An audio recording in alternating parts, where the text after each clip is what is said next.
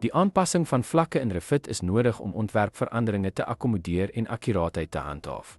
Om te verstaan hoe om vlakke te wysig, verseker buigsaamheid in argitektoniese beplanning. Kies vlak om aan te pas. Klik op die vlaklyn in 'n hoogteaansig om dit te kies. Verander hoogte, sleep die vlak op of af of voer 'n nuwe hoogte in die eienskappe nitsbalk in. Hernoem vlakke, dateer vlakname op soos nodig om veranderinge in ontwerp te weerspieël.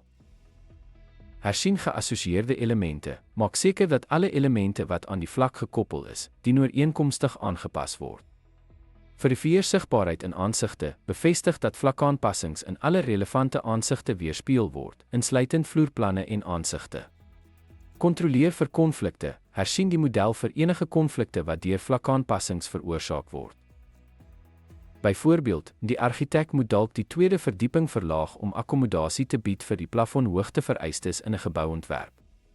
Die aanpassing van vlakke in Revit is noodsaaklik om ontwerpakkuraatheid te handhaaf en wysigings te akkommodeer. Hierdie vaardigheid verbeter buigsaamheid in argitektoniese ontwerp en projekbestuur.